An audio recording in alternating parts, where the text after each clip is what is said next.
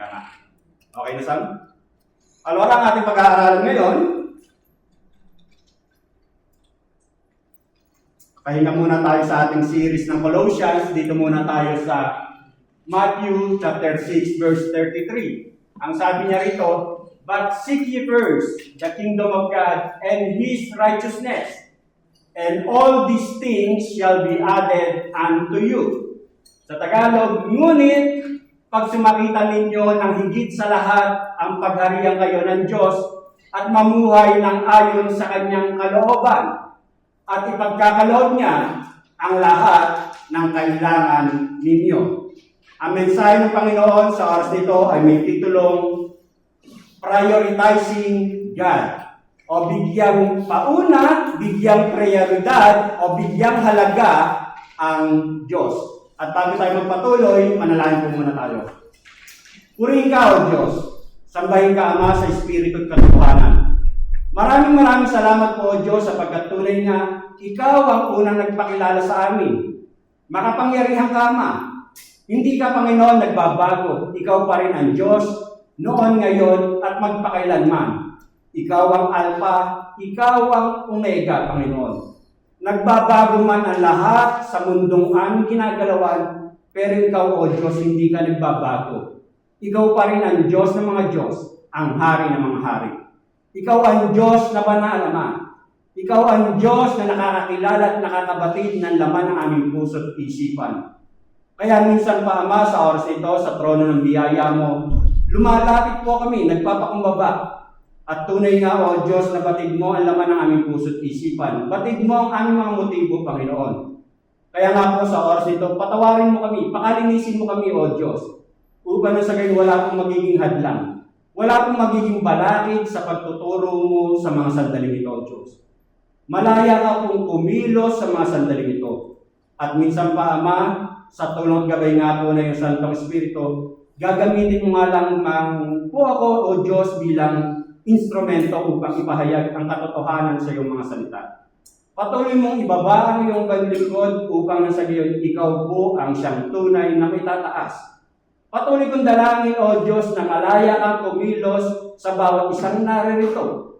Dalahin ko, O Diyos, na tunay nga ang mensaheng iahayag sa mga oras ito, hindi lang po ito mapapakinggan.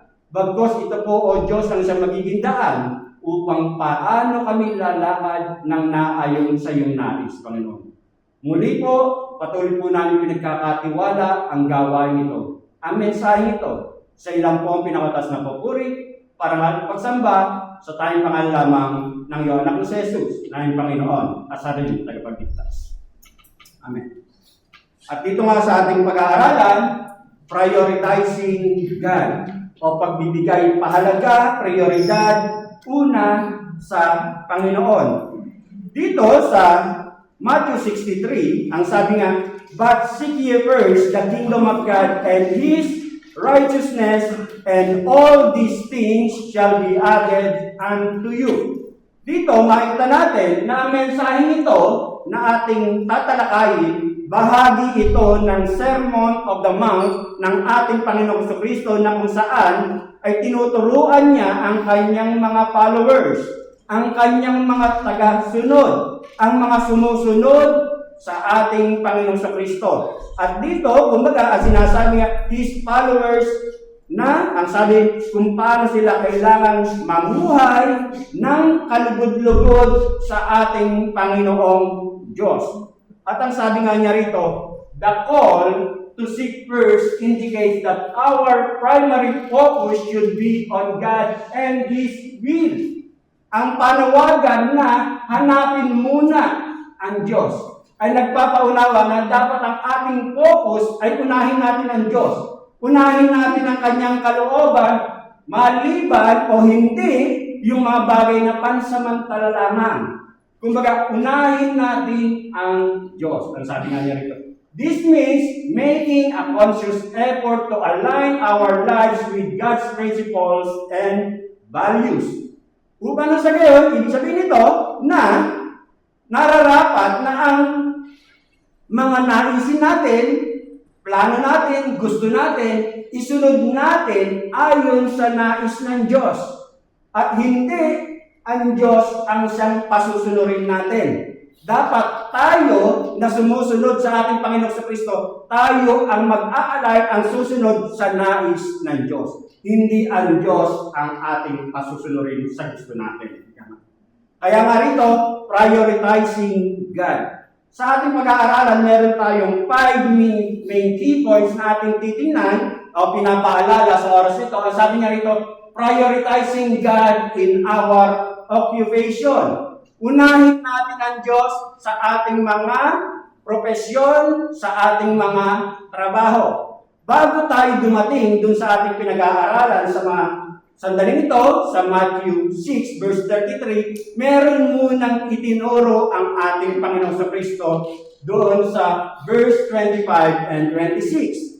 Ang sabi ng ating Panginoong Kristo, kaya't sinasabi ko sa inyo, huwag kayong mabagabag tungkol sa pagkain at inumin na kailangan ninyo upang mabuhay o tungkol sa damit na kailangan ng inyong katawan. Hindi ba ang buhay ay higit na mahalaga kaysa pagkain at ang katawan kaysa pananamit? Masdan ninyo ang mga ibon, hindi sila naghahasik, ni nag-aani o kaya nagtitipon sa bangan. Gayunman, pinakakain sila ng inyong amang nasa langit, hindi ba higit kayong mahalaga kaysa mga ibon? Dito, malinaw nagtuturo ang ating Panginoong Kristo na sa buhay natin may tinatawag na primary needs o basic needs. Alam natin yan, yung food, shelter, and clothing. Mahalaga yan, ika nga. At dito makita natin na sinasabi na dapat lang natin maintindihan na mahalaga ang mga bagay na yan, pero dapat natin maintindihan na kung paano natin gagamitin o i-apply na uunahin natin ang Diyos sa kabila ng ating mga bagay na inookupa para mangamtan itong mga basic needs na to. Ika nga. At dito makita natin na kapag sa mga bagay nito, yung food, clothing, and shelter, ika nga, kumbaga kapag hindi tama ang iyong pagkonsumo o paggamit ng oras o ng panahon mo, kumbaga dito mo mas inilalaan, ginugugol ang iyong panahon ay yung oras. Ika nga. At dito, sinasabi nga na kapag na mali ang pananaw mo, kumbaga wala ka ng oras sa Diyos, maging oras sa sarili mong pamilya. Ika nga. Kasi nga, akala mo, kailangan mo itong food, shelter, clothing. Oo, kailangan yan. Pero kapag mali ang iyong pananaw, puro ka nalang trabaho, wala kang oras para sa Diyos. Maging oras mo sa pamilya, wala. Ika nga. Kinakain na lahat ng iyong trabaho. Ika nga. At dito, ang sinasabi nga na, dito, kapag mali ang pananaw mo, dito nakapokus ang oras mo, kaya nang sa gayon, napupuno ka rin ng mga alalahanin. Kasi dito mo itinututok lahat. Ika nga. Punong-puno ka ng worries and anxieties. Kasi hindi ka makontenta sa trabaho mo, hindi ka makontenta sa mga ginagawa mo, kasi ang anxieties mo ay narito sa mga goal mong ito. Ika nga. Ngayon, ang sabi nga niya rito, those who personally know God and understand His loving kindness and faithfulness should not live with the same anxiety as lost people.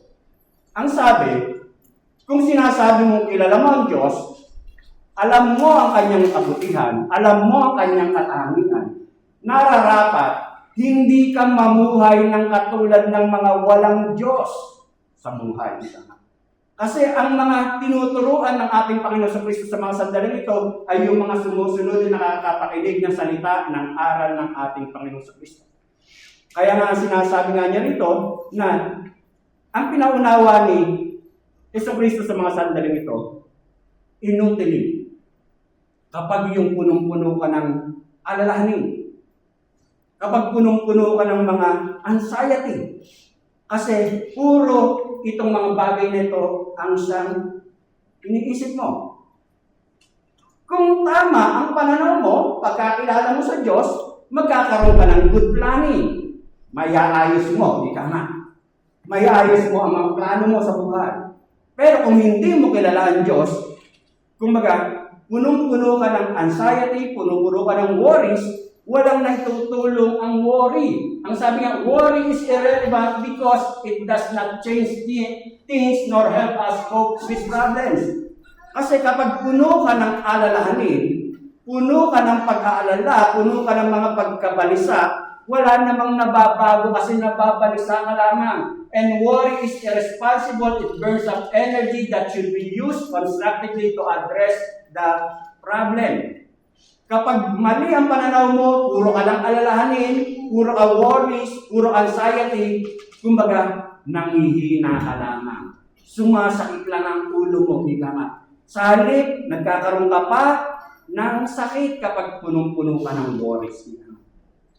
At dito, ang pinapaunawa nga sa atin dito, ang sabi nga sa verse 27 ng ating Panginoon Kristo, sino sa inyo ang makapagpapahaba ng kanyang buhay ng kahit isang oras sa pamamagitan ng kanyang pagkabalisa?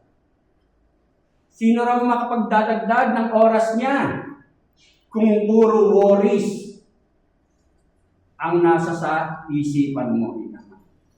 Dito, dapat natin maintindihan na bago dumating yung verse 27, may itinuro ang ating Panginoong Kristo. Ang sabi nga niya rito sa verse 26, masdan ninyo ang mga ibon, hindi sila naghahasik, hindi nag-aani o kaya ay nagtitipon sa pangan.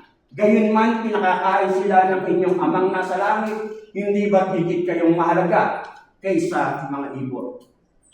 Kumbaga, ang turo ng ating Panginoon Kristo, kumbaga, masdan nyo mga ibon. Kumbaga, katulad halimbawa, sanay na sanay tayo sa parko. Yung mga kalapati rito sa Pilipinas, inaalagaan dito, makalat-kalat lang. Pero yung mga kalapati, kumbaga, naghahanap sila ng pagkain nila at meron pang minsan, may mga taong dumarating sila pa talaga ang nagpapakain. Kumbaga, ang sinasabi rito, alam ng Diyos ang mga pangangailangan mo. Katulad ng worry o testimony ni Sister Lani. Kumbaga, 1 month siyang walang trabaho kasi naoperahan siya sa gallbladder. Pero alam ng Diyos ang kanyang pangangailangan. Sana all, magbibigay na lang ang amo. Ganon. Ang Diyos, alam niya ang pangangailangan mo. At dito, ang sinasabi nga niya rito, to illustrate our need to assess priorities, getting to know God in a personal way should be our greatest priority in life. Ang greatest priority dapat ng isang lumalakad sa Diyos ay talagang kilalanin natin ng higit ang Diyos. Alamin natin ang kanyang katangian. Alamin natin ang mga katangiang mapangahawakan natin sa ating buhay. Yun ang dapat nating maunawaan. At ang sabi nga niya rito, if we plan on spending eternity with God, dapat ngayon pa lang, ito na ang isinasa pamuhay. Kung nagnanais kang makarating sa langit, dapat ngayon pa lang, ito na ang isinasa pamuhay mo. Yun na ang ginagawa mong buhay. Ika nga. At dito, dapat natin maintindihan na ang buhay natin ay pansamantala lamang. Sinasabi nga ng James, di ba? Para lamang siyang hamog. Para lamang siyang puso. Na saglit na riyan, maya-maya, wala na. Ganon din ang buhay. Isang click lang, ang bilis magbago. Ang sabi nga sa James 4:14, you do not know what tomorrow will bring. What is your life? Or you are a mist that appears for a little time and then vanishes. Punong-puno tayo ng alalahanin, punong-puno tayo ng worries, ika nga. Punong-puno tayo ng mga isipin. Ang sabi, unahin mo ang Diyos. Ang Diyos ang una sa dapat unahin sa lahat. Ika nga.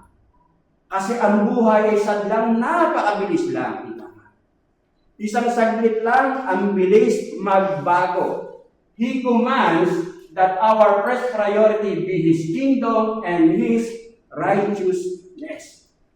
Ang pinakang priority dapat natin, lalo higit kung sinasabi mong Kristiyano ka, ay ang kaharian ng Diyos at ang kanyang katuwiran. Yun ang pinakang main priorities natin. At ang sabi nga niya rito, it is fairly easy to be a good Christian when in church. It is more difficult at places such as the home or trabaho or any place where we earn our wages. Madaling maging Kristiyano. Every Sunday, kasama mo yung kapwa mo mananampalataya. Madali. Pero paglabas mo ng church, pupunta ka sa bahay mo, papasok ka sa trabaho, ika nga, iba ang kahalubilo mo. Kumbaga, Kristiyano pa rin ba? Paglabas mo ng iglesia. Kristiyano ka ba kapag kasama mo ang ama mo? Kristiyano ka ba kapag kasama mo ang kapwa trabaho mo? Ika nga. Kumbaga, ang sinasabi nga, prioritizing God kahit ikaw ay nasa trabaho mo. Ika nga. At ang sabi nga niya rito, God wants us to be Christians everywhere at any time. It isn't easy, but He gives us the help that we need if only we will accept what He teaches. Hindi madali, pero kung handa tayo magpaturo sa Diyos, kaya natin magawa. Kumbaga, ang paalala sa atin dito, i-practice natin. I-practice natin yung mga natututunan nating salita ng Diyos. I-practice natin upang nasagayon yung mga bagay na nakaugnay sa kaharian ng Diyos at sa kanyang katuwiran, ito na yung ating magiging regular sa ating pamumuhay. Pangalawa na pinapaalala sa atin dito, prioritizing God in our options. Pag sinabi mong option, ay yung mga pinagpipilian. Bago tayo dumating doon sa verse 33, ang sabi sa verse 24, walang makapaglilingkod ng sabay sa dalawang Panginoon sapagkat kapopotan niya ang isa at iibigin ang ikalawa. Paglilingkuran ng tapat ang isa at ahamakin ang ikalawa. Hindi kayo makapaglilingkod ng sabay sa Diyos at sa kayamanan. Ang sabi dyan ng ating Panginoon sa Kristo, God or wealth. Kayamanan o ang kaharian ng Diyos. Sa verse natin, sa key verse natin sa hapon ito, but seek ye first. Ngunit pagsumakitan muna ninyo ng higit sa lahat ang pagharian kayo ng Diyos at mamuhay ng ayon sa kanyang katuwiran at ipagkakaloob niya ang lahat ng kailangan ninyo. Ang nais ipaunawa ng ating Panginoon sa Kristo, Jesus indicates that there are two priority options and directions which we can focus on our lives. May dalawang focus. We can go after and be occupied with things as our goal or material things or yung mga bagay, or we can seek first the kingdom and righteousness of God as our goal. Sa buhay raw natin, ang turo ng ating Panginoon sa Kristo, pwede mong ituon, may dalawa kang pagpipilian. Lalakad ako sa mga material things o lalakad ako sa mga heavenly things. Yun ang sabi ng ating Panginoon sa Kristo dito sa verse 24. At ang sabi nga niya rito, na dapat nating maintindihan na ang priority natin bilang Kristiyano ay hanapin ang kaharian ng Diyos at ang kanyang katuwiran. Ngayon, ang nakakalungkot lang kuminsan, kumbaga, kapag may nagsasabing Kristiyano siya, pag hindi siya atento, ika nga, hindi niya alam na mamali na ang kanyang pagpiling ginagawa. Kumbaga, kapag namali ang pagpili mo, doon mo ilalaan ang oras mo, doon mo ilalagay ang panahon mo, doon mo ilalaan ang lakas mo, kaya wala ka nang mapaglaanan kapag ang pinaglalaanan mo ay yung mga material things. Hindi mo na mapaglaanan ng tamang oras ang kaharian at ang katuwiran ng Diyos. Kumbaga, isang paalala na ipinaunawa ng ating Panginoong Diyos sa mga sandaling ito. Kasi, kapag mali na ang focus mo, kapag mali na ang option mo, ika nga, dito makita natin na, siyempre, doon mo na ilalaan lahat ng lakas mo. Ito na yung pagtutuunan mo ng panahon, ika nga. Dati, maaaring siguro nakapagbabasa ka pa, nakapananalangin ka pa, pero dahil mali na ang option mo, kahit sinasabi mong Kristiyano ka, hindi mo na nagagawang manalangin, hindi mo na nagagawang mag-connect sa mga gawain, hindi ka na nakapagbabasa ng salita ng Diyos. Kasi, mali na ang nagiging option mo. Ika nga. Bakit? Kasi ang hinahabol mo na ay yung akala mong tama. Ang hinahabol mo na ay yung mga material things. Hindi na yung earthly, hindi na yung heavenly things. Ika nga. Hindi na yung kaharian ng Diyos. Ngayon, laging sinasabi, ang Diyos naman ay maunawain. Naunawahan ako ng Diyos kasi alam niya yung mga pangangailangan ko. Totoo! Merciful ang Diyos, loving ang Diyos, totoo! Pero ang Diyos ay makatarungan din. Pero ang Diyos, kumbaga, meron din siya, hindi ka naman niya pipilitin ka nga. Pero ang isang malinaw na sa bawat choices o option na ginagawa mo, merong consequences. Ika nga. Kumbaga may consequences sa bawat pagpili na gagawin mo. Sa Ecclesiastes 1:1-3, ang sabi niya rito, ito ang mga pangungusap ng nangangaral. Ang anak ni David na hari ng Israel. Sino ito? Si Haring Solomon. Walang kabuluhan, walang halagaan lahat ng bagay. Magpakahirap ka man, gumawa man, ng gumawa ay wala rin mapapala. Pagdating sa verse 12-18, ako ang mangaral ay naging hari ng Israel. Siniyasat ko at pinag-aralang mabuti ang lahat ng bagay sa silong ng langit. At nakita kong ang tao ay itinalaga ng Diyos sa matinding paghihirap.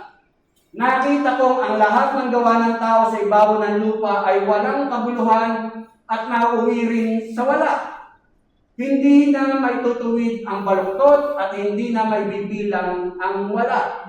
Sinabi ko sa aking sarili, ang katalinuhan ko'y higit sa sinundan kong mga hari ng Jerusalem.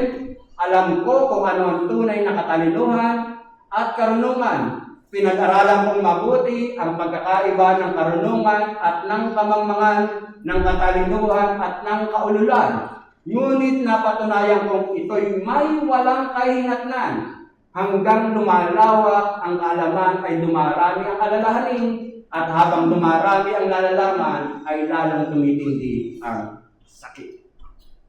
Sinong nagsasabi nito? Si Haring Solomon, anak ni Haring David. Sino si Haring Solomon?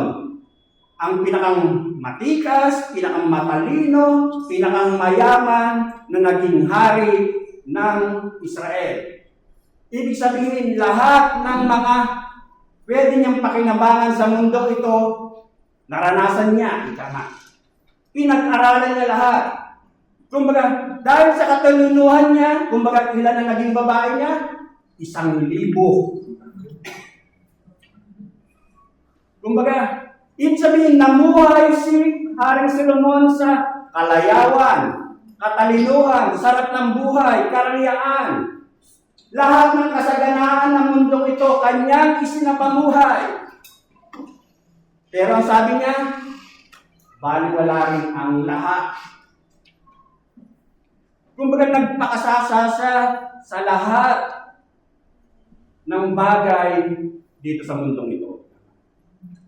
Kumbaga si Haring Solomon, kumbaga, yun yung sinasabi ko na kahit sabihin mong Kristiyano ka, minsan namamali ka ng pagpili.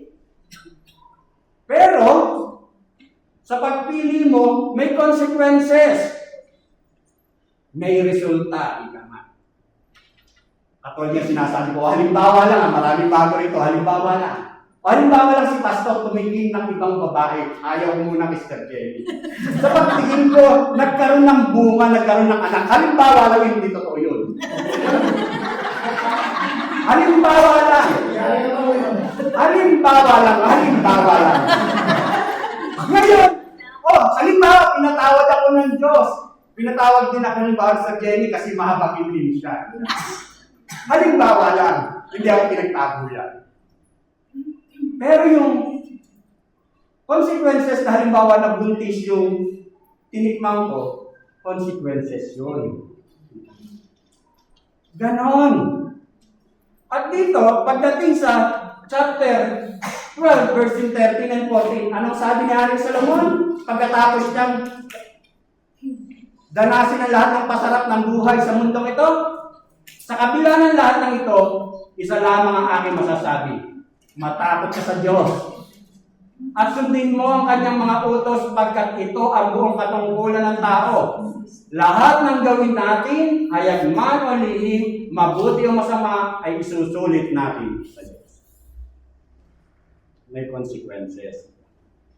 Kumbaga dito ang sinasabi, si Haring Solomon, kumbaga, sinubukan niya ang lahat ng layaw sa mundong ito, pero ang sabi niya, baliwala rin lahat. Kaya nga dito, ang paalala sa atin, prioritizing God in our option. Pangatlo, ang paalala, prioritizing God in our objectives. Sa mga goal natin, sa mga layunin natin. Katulad ng mga hindi mananampalataya. Yung mga hindi mananampalataya, dahil hindi nila alam ang salita ng Diyos, kumbaga, hindi nila alam yung seek ye first the kingdom of God and His righteousness. Kaya ang talagang option niyan, hanapin nila ang mga bagay na akala nila ay magpapasaya sa kanila. Kasi laging sinasabi, kumbaga, buhay ko to, ako ang masusunod. Buhay ko to, ako ang gagawa ng ikasisi ako. Yan ang mga hindi nakakakilala sa Diyos. Ngayon, ang sabi nga, na kahit Kristiyano ka, kapag namali ang objectives mo, kapag namali ang focus mo, kapag namali ang goal mo, kakainin niya lahat ng oras mo, panahon mo, kasi namali ka na ng objectives mo. Kaya nga tayo pinapaalalahanan. Kaya dito sinasabi na ang paalala sa atin, unahin mo muna ang Diyos, ang kanyang kaharian, at ang katuwiran, at ang lahat ng mga pangangailangan mo ay ipagkakaloob niya. Kumbaga, ang sabi nga niya rito, ngunit pagsumakitan ninyo ng higit sa lahat, higit sa lahat, ibig sabihin, you will make an effort para mapatid mo ang mga bagay na may kinalaman sa kaharian at katuwiran ng Diyos at mamuhay ng ayon sa kanyang kalooban at ipagkakaloob niya ang lahat ng mga pangangailangan mo. These are the Christian's priority of priorities. Ibig sabihin, kung Kristiyano ka, meron kang objectives, dapat yung God's kingdom and His righteousness ang priority of your priorities. Ano ibig sabihin nun? Kung may objectives ka, Dapat ang kaharian ng Diyos, ang kanyang katuwiran, ang siyang una sa dapat mong unahin. Yun ang pinaunawa sa atin. A divine priority composed of two parts, God's kingdom and God's righteousness. Kumbaga, ang katangian ng Diyos, hindi nagbabago ang katangian ng Diyos, ang attributes ng Diyos sa sitwasyon natin ngayon o sa sitwasyon na pwedeng dumating sa buhay mo, ika nga. Hindi nagbabago. Ika nga. Kasi ang Diyos ay nananatiling noon, ngayon, at magpakailanman. Kung ano man kalalagayan mo ngayon, kung nalulungkot ka man ngayon, o medyo nadjudyo ka, pero ang sitwasyon mo, hindi magpapabago yan kung ano at sino ang Diyos. Dapat natin maintindihan yan. Ang sabi nga niya rito, kingdom is that which recognizes and promotes His rule and reign. Ang kaharian ng Diyos, ang siyang pagkilala na siya ang dapat manguna, siya ang dapat maghari. At ang sabi nga niya rito, to seek first His kingdom is to seek first His rule, His will, and His authority. Sa buhay mo, sa mga objectives mo. Kumbaga, pag sinabi mong seek first His kingdom, sa mga objectives mo, sa mga plano mo, dapat ang Diyos ang siyang masusunod. Yun ang seek first His kingdom. Kung ano man ang goal mo, kung ano man plano mo, dapat ang Diyos ang prima dituto. Yun yung pinaunawa sa atin. Ang sabi nga niya, seeking God's kingdom is losing ourselves in obedience to the Lord to the extent that we can. Hanggat makakaya natin, kumbaga, kaya nga, di ba, kung gusto mong sumunod sa ating Panginoong Diyos, deny yourself, carry your cross, and follow Jesus. Isusuko mo lahat. Kung gusto mong sumunod sa Kanya. Kung gusto mong unahin ang Diyos, isusuko mo lahat para unahin ang Diyos. Yun yung ibig sabihin nito. At ang sabi nga niya rito, to seek first God's kingdom is to pour out our lives into the eternal work of our Heavenly Father. Sundin natin kung ano sinusunod o sinasabi ng ating Diyos Ama na nasa langit. Sa Acts 20 verse 24, subalit walang halaga sa akin ang aking buhay. Maganap ko lamang ang aking tungkulin at matapos ang gawain ibinigay sa akin ng Panginoong Hesus. Ang pagpapahayag ng mabuting balita tungkol sa kagandahang loob ng Diyos. Sino nagsasabi diyan? Walang halaga sa kanya ang buhay. Masunod lang niya ang pinangagawa ng Diyos sa kanya. Sino nagsasabi niyan? Si Apostol Pablo. Ngayon sasabihin mo, kay Pablo yan. Ako, hindi naman ako si Pablo. Pero dapat nating maintindihan na ang tinuturuan ng ating Panginoong Kristo dito sa verse na ating pinag-aaralan ay mga tagapakinig niya, sumusunod sa Kanya. Katulad natin. Kaya naman tayo narito, ibig sabihin, meron din nagbahagi sa atin ng salita ng Diyos. May nagpaunawa sa atin. Kaya tayo, dapat gampanan din natin ang dapat nating magawa para sa kaharian ng Diyos. Dapat natin gawin yung mga bagay para sa kalalawa ng kaharian ng Diyos. Pangalawa, ang sabi nga niya rito, hanapin natin ang kanyang katuwiran. Seek His righteousness. Pag sinabi mong righteousness, that which is anchored with the character or Christ-likeness. Pag sinabi mong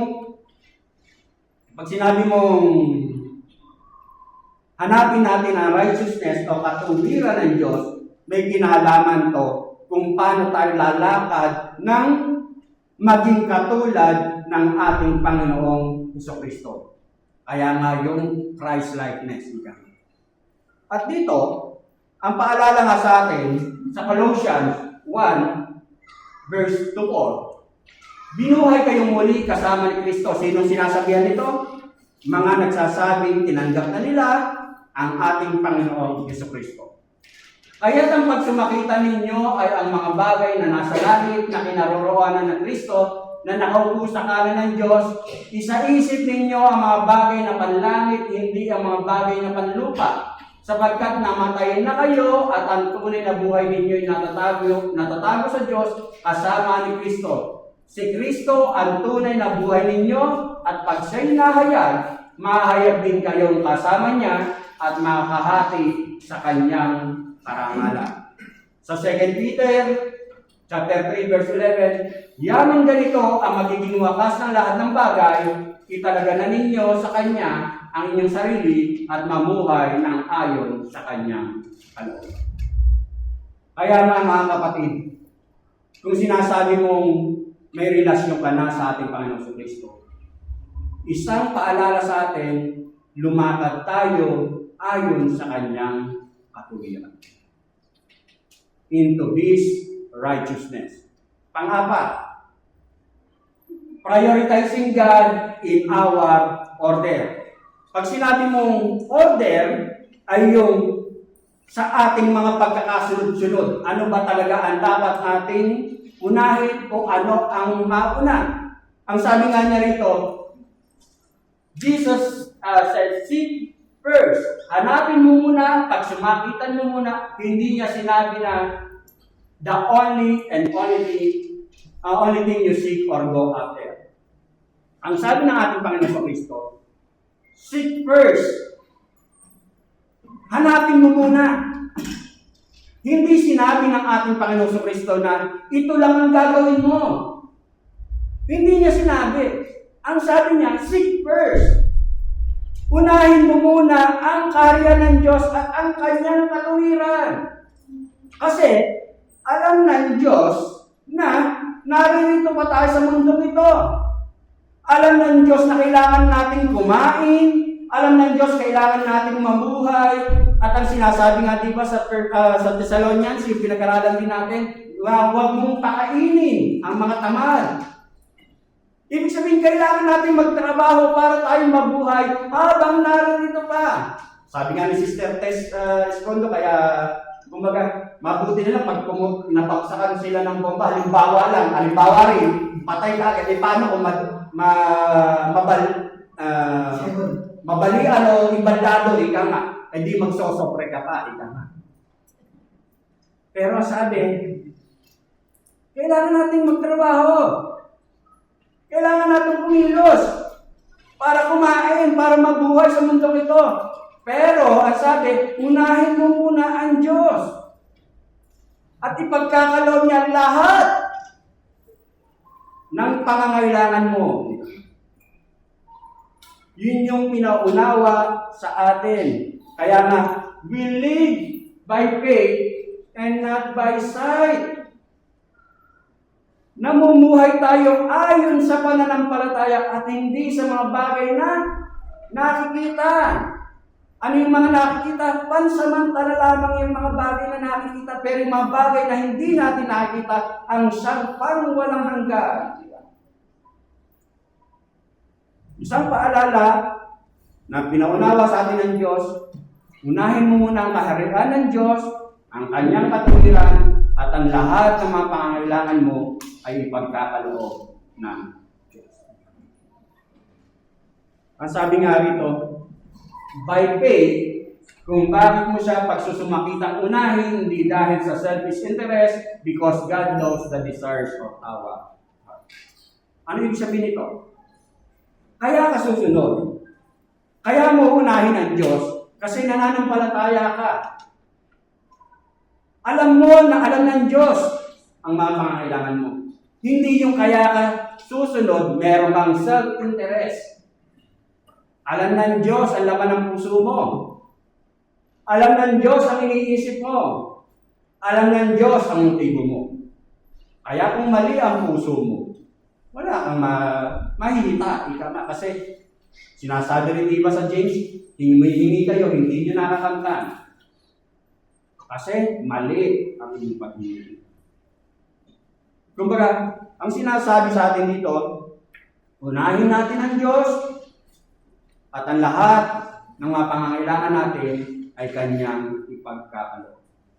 Kumbaga, napakabuti ng Diyos na katulad halimbawa, karamihan dito, o yung mga bago, siguro hindi kami kilala, kumbaga galing din kami sa Cosenza. Hindi madaling lumipat sa isang lugar para sundin ang kalooban ng Diyos. Pero sa biyaya ng Diyos, sumunod ka lang at ipagkakaloob niya ang pangangailangan mo. Kumbaga, napakabuti ng Diyos kasi habang ina-apply mo ang salita niya sa buhay mo, doon mo talaga mararanasan buhay ang Diyos. Kasi hindi mo mararanasan buhay ang Diyos kung napapakinggan mo lang ang salita niya at hindi mo isinasapamuhay. Walang power yon. Kasi hindi mo isinasapamuhay, hindi mo nararanasan. Pero kung i-apply mo, isa sa pamuhay mo, doon mo mararanasan buhay talaga. Kumbaga, ang sabi nga niya rito, what Jesus is teaching us here is clearly established priorities in your life. Alamin mo talaga kung ano yung priority mo. Unahin mo ang Diyos and then isunod mo yung mga ibang gusto mong gawin sa buhay. Kumbaga, alam ng Diyos ang siyang mga pangangailangan mo. Your first priority must be following Christ. Jesus says, focus your attention and hopes on the things of the Lord. If you are going to be consumed with anything, be consumed with the kingdom. Kung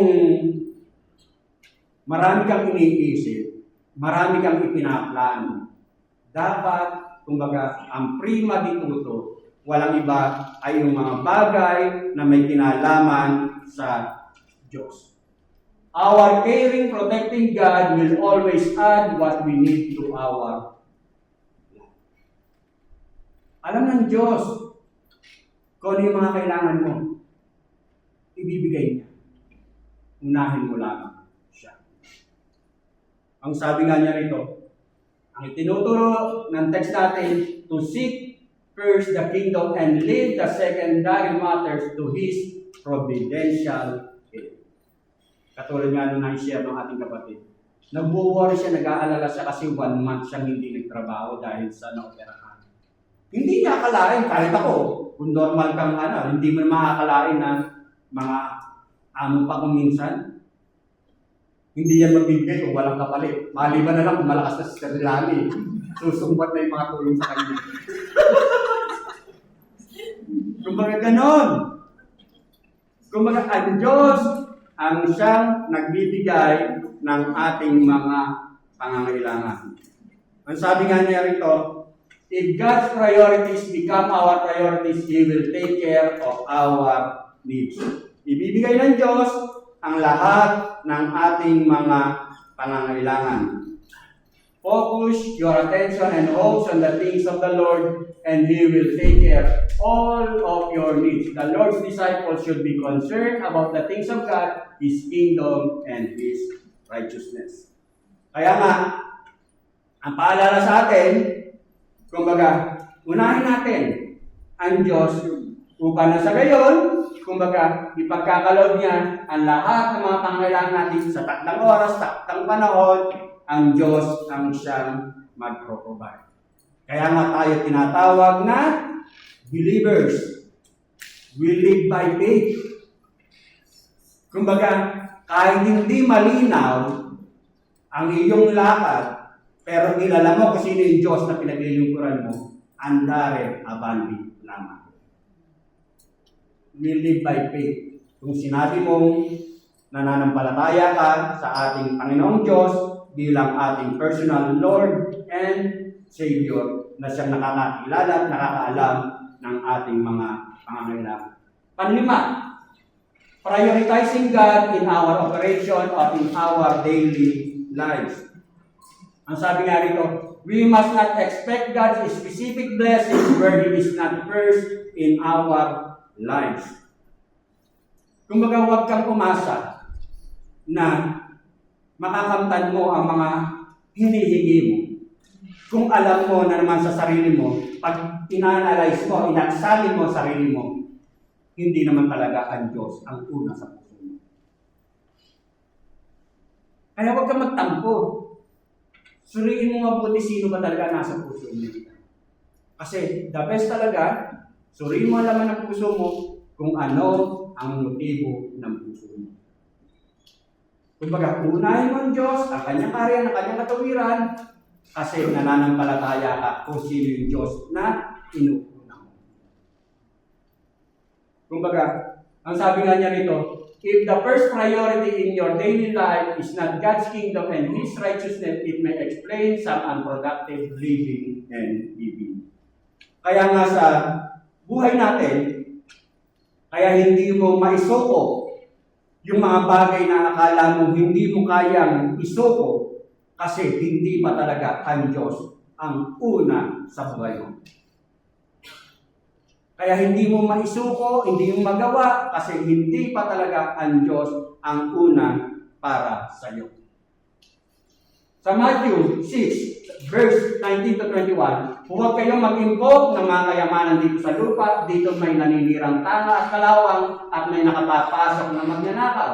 Sa halip, impukin ninyo ay mga kayamanan sa langit, do'y walang naninirang tanga at kalawang at walang nakapapasok na magnanakaw. Sapagkat kung saan naroon ang inyong kayamanan, naroon din naman ang inyong puso.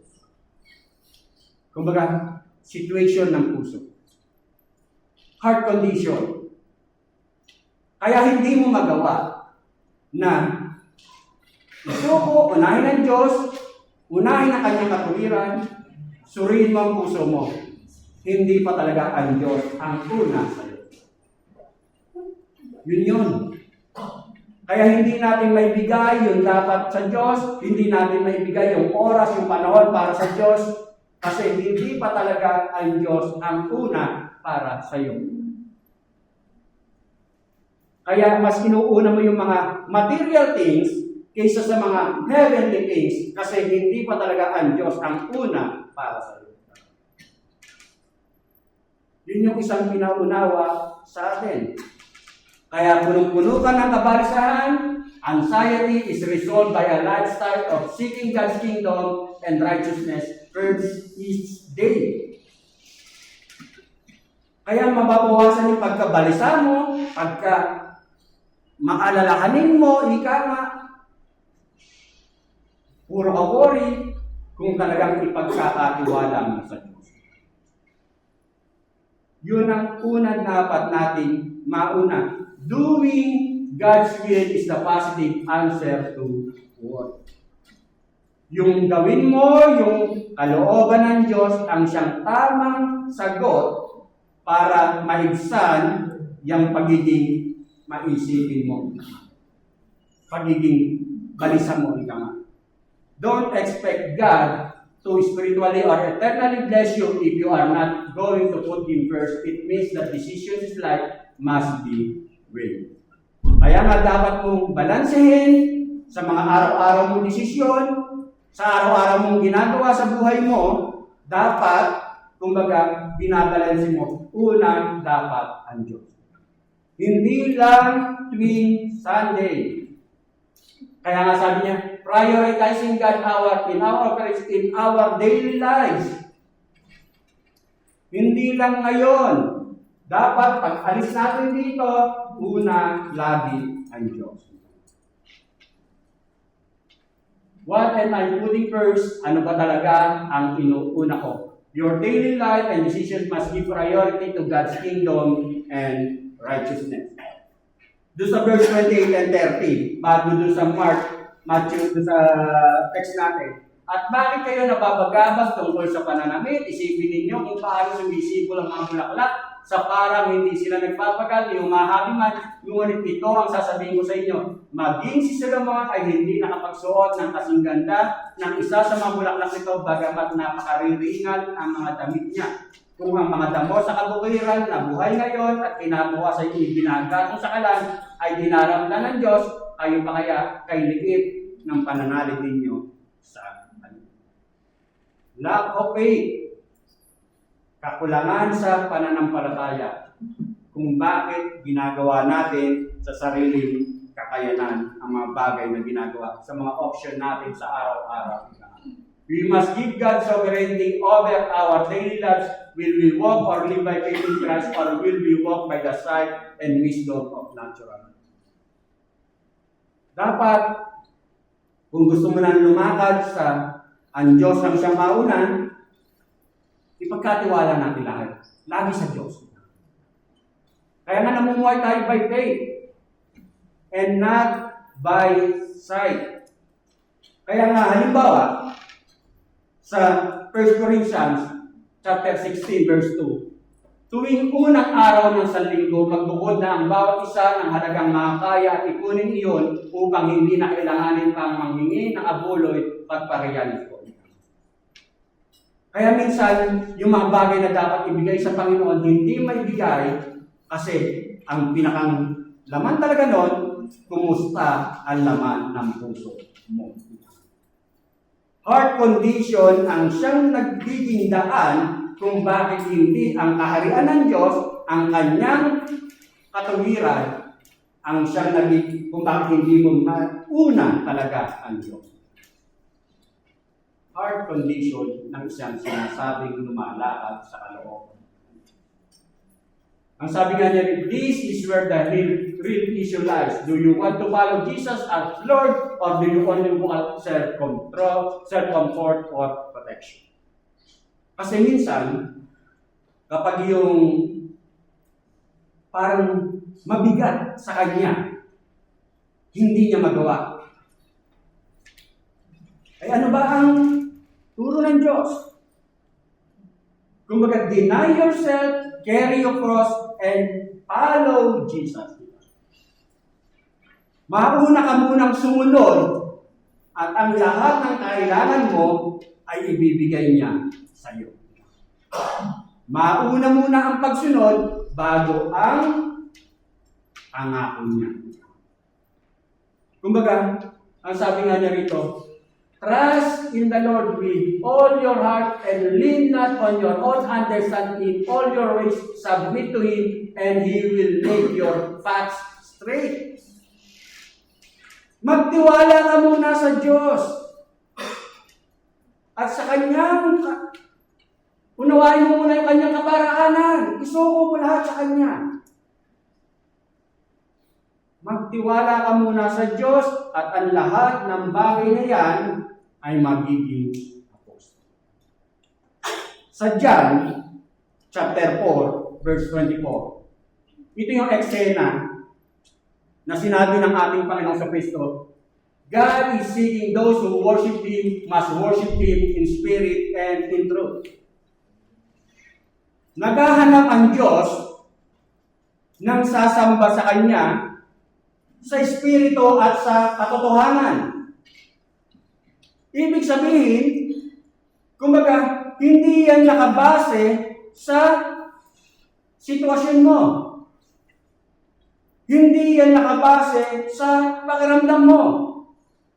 Nakabase yan kung sino ang Diyos na iyong pinananampalanayan.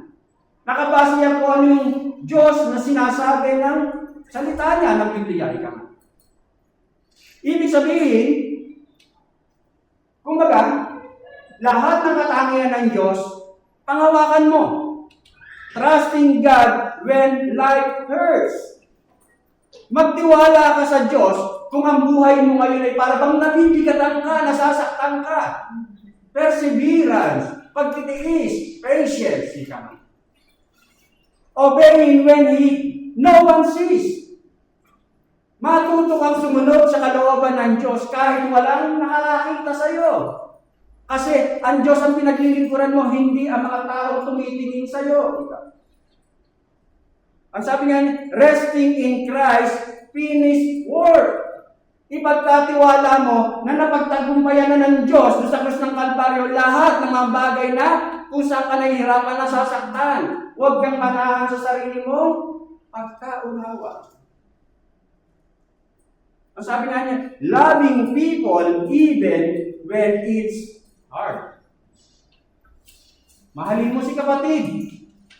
Kahit minsan pasaway si kapatid. Mahalin mo, lalo kung asawa mo na yan kasi nagsumpaan na kayo.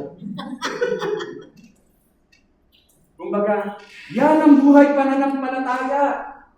Yan ang una na sinasabing unahin mo muna ang Diyos at ang kanyang katuwiran. Kaya sa ating pagtatapos, ang sabi nga, the Word of God assures that He is a never-changing God in the ever-changing world. Ang Diyos na ating pinananampalatayanan, hindi siya nagbabago kahit nagbabago ang mundong ating ginagalawan. Kahit may millennials, kahit may 70s, 80s, kahit may new generation o anumang generation tawag, magbago man kung anong tawag sa inyo, pero ang Diyos natin pinaglilingkuran, siya pa rin. Allow God to keep His promise concerning the rest of life. Pabayaan mo lang na ang Diyos ang siyang maging Diyos ng iyong buhay. Hayaan mo lamang siyang maging Diyos. Let God be God in your life. If you truly worship Him in spirit and in truth, two simple rules should govern your life. Kung tunay mong sinasamba ang Diyos sa spirit katotohanan, meron dalawang aspeto na dapat mong maintindihan sa buhay mo. Una, set your eyes on the things that advance God's kingdom and contribute to the establishment of His righteousness and go after them. Unahin mo ang kanyang kaharian at ang kanyang katuwiran at ang lahat ng mga nais mo ay magiging ayos. Bakit? Ang Diyos ang siyang nangako. Manalangin ba? Lord God, salamat po, Diyos, sa oras nito. Salamat po sa gabay mo, sa patnubay mo. Sa mga aral na pinagkaloob mo na tunay nga, O Diyos, na magbago man ang lahat sa mundong aming ginagalawan, ikaw pa rin ang Diyos na nangako. Naunahin namin, Panginoon, ang iyong kaharian, ang iyong katuwiran, at ang lahat ng aming mga pangangailangan ay iyong ipagkakaloob. Salamat po, Diyos, dalayan ko na tunay nga na mensahe ito ay aming isa pamuhay, Panginoon. I-apply po namin sa aming mga desisyon, sa mga ginagawa namin sa araw-araw sa aming buhay, Panginoon. Sapagkat habang ina-apply po namin ang iyong mga salita, patuloy po namin mararanasan buhay ka sa aming mga buhay. Muli po, Diyos, sa ilang po ang pinawatas ng papuri, parangal at pagsamba, sa tayong pangalan lamang ng iyong anak na si Jesus, na aming Panginoon, at sa aking tagapagligtas. Amen.